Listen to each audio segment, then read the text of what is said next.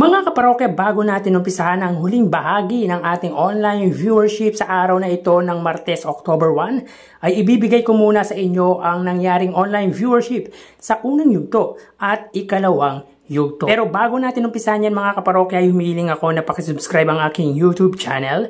Pakiclick ang bell icon para una kayong ma-notify sa mga bagong video na ilalabas ko, at pakidami nyo na din na i-follow ang aking Facebook page na Mega TV at ang aking TikTok account na Kaparokya TV. Maraming salamat!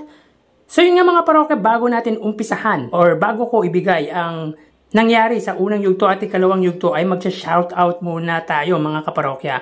Sina-shoutout ko lahat po ng supporters, followers at solid viewers ng It's Showtime, ganun din po ng Eat Bulaga. Special mention po kina Graciano Uclarit, Ninja Jack Monster, Heidi Gutierrez, Derek Pilapil, DVJ Jaworski, Good Drew on Letter, Froilan Esguera, Victoria, Cristina Delfino, Jeanette Encaja, Rosaline Rojas, Romel Reyes, Roy, Ashley Gray, Barmy Orok at DJ Ray on the Mix.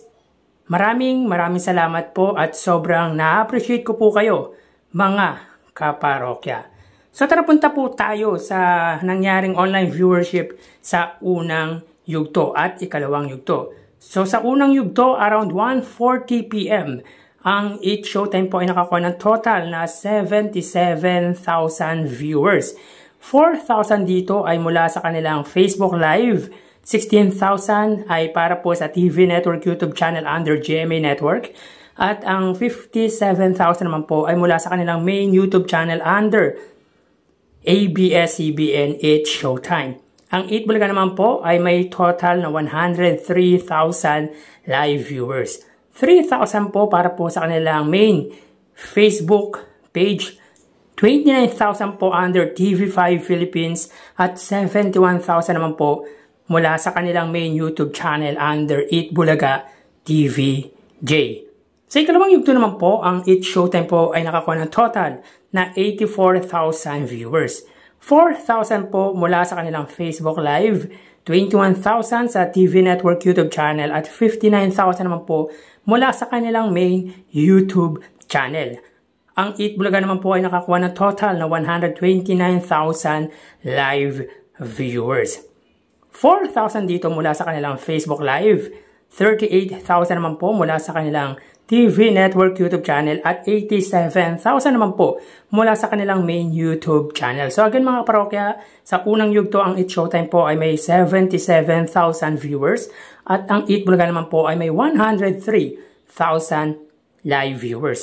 Sa ikalawang yugto naman po, ang It's Showtime ay may 84,000 live viewers, at ang Eat Bulaga naman po ay may 129,000 live viewers. So mga kaparokya, both noontime show po ay hindi po naka-live. Parehas po silang recorded or taped. At nangyari po ang ikalawang yugto sa oras na 1:30 to 1:40 PM. So bali, may kita ang link ng unang yugto at ikalawang yugto sa description ng video na ito. Maraming salamat! So tara ating alamin ang online viewership ng dalawang bigating noontime show. Para sa Eat Bulaga under TVJ Facebook page na may 2.6 million followers, at sa It's Showtime naman po na may 18 million followers. So as of 2:01 PM, ang It's Showtime po ay may kasalukuyang segment na tawag ng taanghalan. Dahil obviously mga parokya, ang pinapanood dito sa aming tahanan ay It's Showtime. Ang Eat Bulaga naman po, sila po ay may kasalukuyang segment na Bawal Judgmental Ka Ba. So dito may kita po natin mga kaparokya, ang It's Showtime po ay may 2,500 viewers or 2,500 live viewers, at ang Eat Bulaga naman po, sila ay may total viewers para sa kanilang Facebook Live na 3,600. So again, as of 2:02 PM, ang It's Showtime po ay may 2,500 viewers, at ang Eat Bulaga naman po ay may 3,600 live viewers. Mapunta naman po tayo mga kaparokya sa TV Network YouTube channel, at unahin po natin ang Eat Bulaga. Under po yan sa TV5 Philippines na may kasalukuyang subscribers na 2.03 million. At para naman po sa It's Showtime, under po yan sa GMA Network YouTube channel na may kasalukuyang subscribers na 36.6 million subscribers. So as of 2:02 PM ang It's Showtime po under GMA, sila po ay may 27,000 viewers. Ang Eat Bulaga naman po under TV5 ay may 29,000 viewers. So again, as of 2:02 PM ang It's Showtime under GMA Network, sila po ay may 27,000 viewers at ang Eat Bulaga naman po ay may 29,000 viewers. Under po yan sa TV5 Philippines. Mapunta naman po tayo sa main YouTube channel ng dalawang noontime show.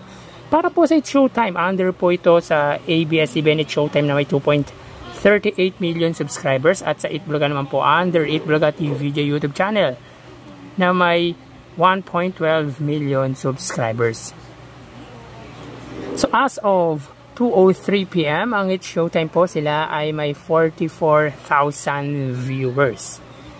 Ang Eat Bulaga naman po, sila ay may 68,000 live viewers. So again, as of 2:03 PM ang It's Showtime po, sila po ay may 44,000 live viewers at ang Eat Bulaga naman po, sila ay may 68,000 live viewers. So bali ang total na nakuha ng dalawang noontime show ay, mga kaparokya, bago natin bigay ang total viewers ng dalawang noontime show ay umiling ako na pakisubscribe ang aking YouTube channel.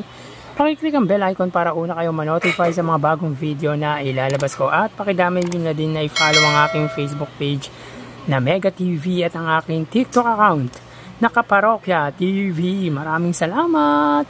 So bali ang total na nakuha ng It's Showtime ay 73,000 viewers. 2,000 dito ay mula sa kanilang Facebook Live, 27,000 sa TV Network YouTube channel, at 44,000 naman po mula sa kanilang main YouTube channel. Ang Eat Bulaga naman po ay nakakuha ng total na 100,000 viewers.